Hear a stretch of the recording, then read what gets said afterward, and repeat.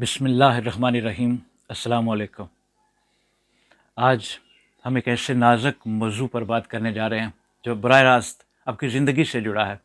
اگر آپ یا آپ کا کوئی پیارا دل کے مرض میں مبتلا ہے تو خوراک کے معاملے میں برتی گئی ذرا سی لاپرواہی بھی جان لیوا ثابت ہو سکتی ہے۔ طبی نقطہ نگاہ سے دل کے مریضوں کے لیے سفید گوشت یعنی مچھلی اور مرغی کا استعمال سب سے زیادہ بہتر اور محفوظ سمجھا جاتا ہے، لیکن یہاں ایک سخت احتیاط لازم ہے۔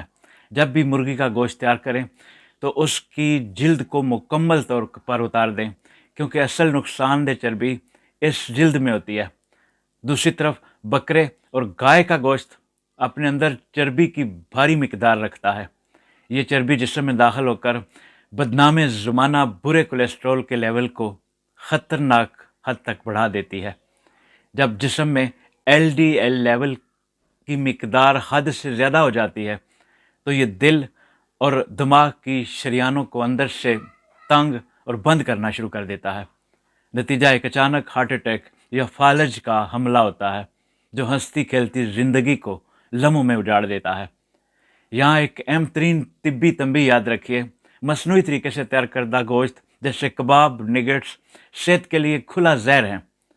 ان کو خراب ہونے سے بچانے کے لیے ان میں ایسے خطرناک کیمیکلز شامل کیے جاتے ہیں جو دل کی امراض کو تیزی سے بگاڑتے ہیں۔ اس لیے ان سے مکمل پرہیز لازم ہے، اسی میں عافیت ہے۔ اب سوال یہ پیدا ہوتا ہے کہ کیا دل کے مریض سرخ گوشت کی شکل بھی نہیں دیکھ سکتے؟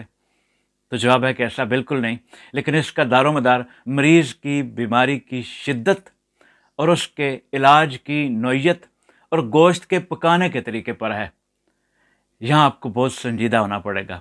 اگر کسی مریض میں دل کی بیماری کی علامات ادویات کے باوجود کنٹرول میں نہیں آ رہی، انہیں روزمرہ کے معمولات زندگی گزارنے میں شدید دشواری کا سامنا ہے، یا ان کا کولیسٹرول لیول دواؤں کے استعمال کے باوجود کم نہیں ہو رہا، تو ایسے مریضوں کے لیے سرخ گوشت کو چھونا بھی منع ہے اور انہیں صرف سفید گوشت تک ہی محدود رہنا ہوگا۔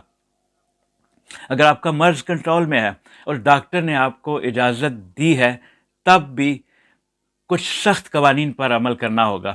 آپ ہفتے میں زیادہ سے زیادہ 2 بار سرخ گوشت لے سکتے ہیں، اور ہر بار گوشت کی مقدار 100 گرام سے زیادہ نہیں ہوگی، یعنی پورے ہفتے میں کسی صورت 200 گرام کی حد پار نہ ہو۔ گوشت پکانے سے پہلے اس پر نظر آنے والی چربی کو اپنے ہاتھوں سے ہٹا دیں۔ یہی نہیں بلکہ پکنے کے دوران جو چربی یا گھی سالن کے اوپر تیرتا ہوا نظر آئے اسے بھی چمچ سے نکال دیں۔ تلی ہوئی گوشت کو اپنی زندگی سے ہمیشہ کے لیے نکال دیں۔ گوشت کو صرف اور صرف ابال کر یا گرل کر کے استعمال کریں۔ یاد رکھیے، زبان کا چند لمحوں کا چسکا آپ کی دل کی دھڑکن کو روک سکتا ہے۔